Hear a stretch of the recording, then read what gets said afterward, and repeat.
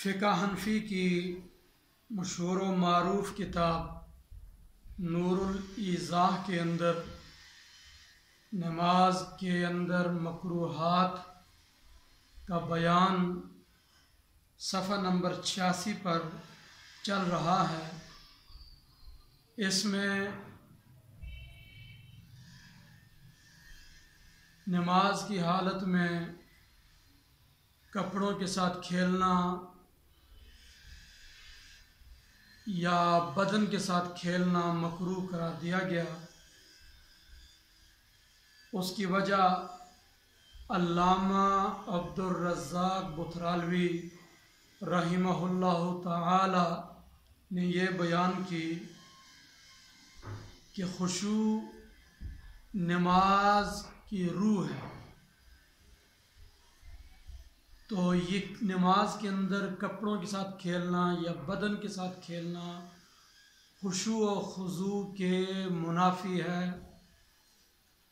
کیونکہ یہ کپڑوں کے ساتھ کھیلنا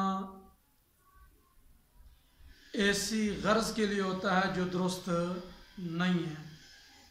لہذا فرمایا کہ فکان مکروہن تحریمن،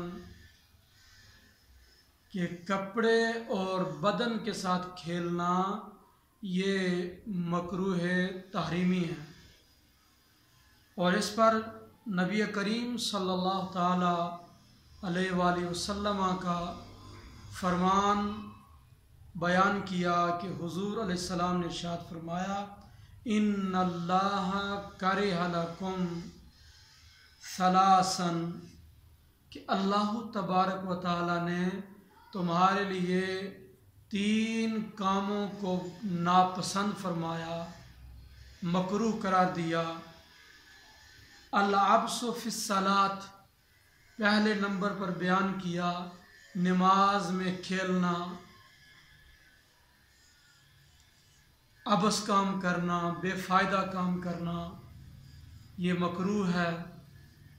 تو حدیث کے اس جملے سے نماز کی حالت میں کپڑے اور بدن کے ساتھ کھیلنے کو مکروہ قرار دیا۔ اور دوسرے نمبر پر فرمایا الرفث فی الصیام، روزے کی حالت میں بیہودہ گفتگو کرنا، بیہودہ کام کرنا اللہ پاک کو پسند نہیں ہے۔ اور تیسرے نمبر پر فرمایا وَالضِّحْكُ فِي الْمَقَابِرِ، قبرستان کے اندر ہنسنا۔ یہ 3 چیزیں اللہ پاک کو ناپسند ہیں، لہٰذا نماز کے اندر بلا ضرورت کپڑوں کے ساتھ یا بدن کے ساتھ حرکت کرنا مکروہ ہے۔ ہاں اگر ضرورت ہے، حاجت ہے، تو حاجت کے تحت یہ مکروہ نہیں ہے۔